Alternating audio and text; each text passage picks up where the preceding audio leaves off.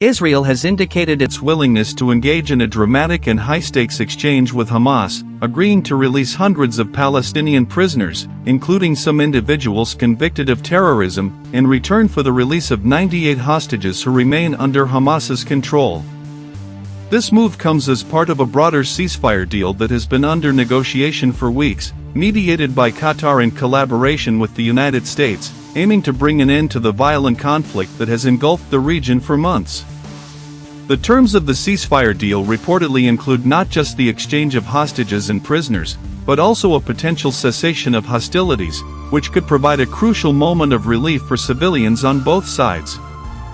The hostages being held by Hamas, many of whom are believed to be Israeli civilians, include men, women, and children, and their release would be a significant humanitarian achievement.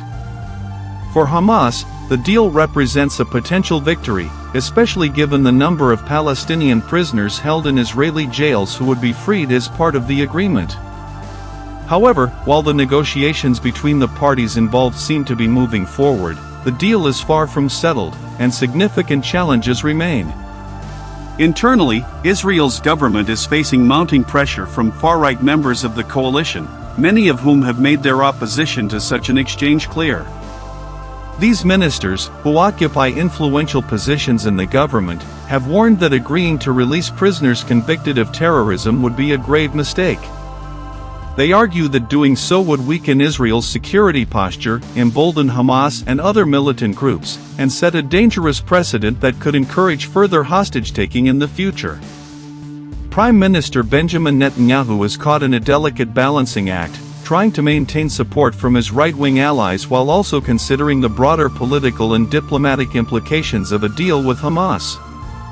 He is facing criticism from multiple directions, on one hand, from those in his government who view any deal with Hamas as a betrayal, and on the other, from the Israeli public and opposition leaders who feel that the hostages' lives should be prioritized, regardless of the political cost.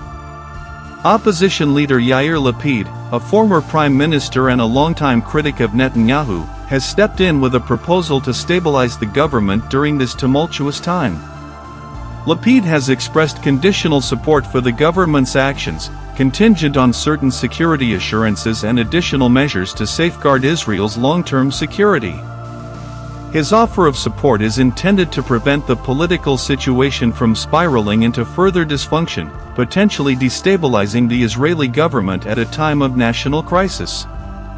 Lapid's willingness to step into the political fray suggests that he is seeking to ensure that Israel's interests are protected, both in the short and long term, while navigating a complicated diplomatic process that could have far-reaching consequences. The dynamics of the Israeli political system have become even more complex with the introduction of this proposed prisoner exchange. The deep divisions within the government over how to handle the Hamas conflict are mirrored in the public debate, with some factions pushing for a more aggressive military approach and others urging a focus on humanitarian concerns. For many Israelis, the idea of releasing individuals who have been convicted of terrorism is simply unacceptable, particularly when those individuals are believed to have played a role in the deaths of Israeli civilians or soldiers. Internationally, the negotiations surrounding the hostage exchange and ceasefire deal have drawn significant attention. The United States has played a central role in facilitating discussions, underscoring its interest in stabilizing the region and averting further escalation. As a key ally of Israel, the U.S. has provided both diplomatic and military support, but it has also been vocal in encouraging a negotiated settlement to bring an end to the violence. Qatar, which has served as a mediator in these talks, occupies a unique position in the Middle East, given its complex relationships with both Hamas and various Arab states, including its delicate balancing act between maintaining ties with Israel and its support for Palestinian causes. The discussions are further complicated by the broader geopolitical context. In addition to the direct political and military implications for Israel and Hamas, there are concerns about how such a deal might affect broader Israeli-Palestinian relations and the future of peace negotiations. Some observers worry that making concessions to Hamas could undermine Israel's long-term strategic interests, while others see it as a necessary step toward securing peace in a region long plagued by conflict and violence. The potential prisoner swap and ceasefire agreement have sparked intense debate in Israeli society, where public opinion on the matter is deeply divided. Many Israelis are horrified at the prospect of releasing prisoners convicted of terrorism, fearing that it could embolden Hamas and provide them with a symbolic victory.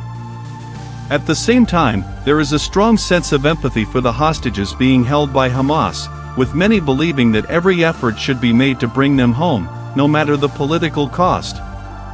As the negotiations continue, Israel will be forced to weigh its security concerns against its humanitarian obligations. For Netanyahu and his government, this decision represents one of the most difficult choices of their tenure. The implications of agreeing to such a deal extend far beyond the immediate issue of the hostages and prisoners. The political fallout, both domestically and internationally, could have lasting consequences on the future of Israeli-Palestinian relations, the stability of the region, and Israel's security strategy in the face of ongoing threats from Hamas and other militant groups.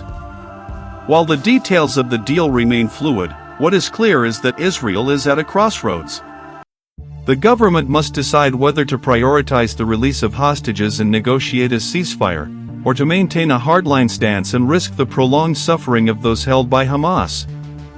Ultimately, the decision will be shaped not only by military and political considerations, but by the deeply entrenched beliefs and emotions that underpin the conflict.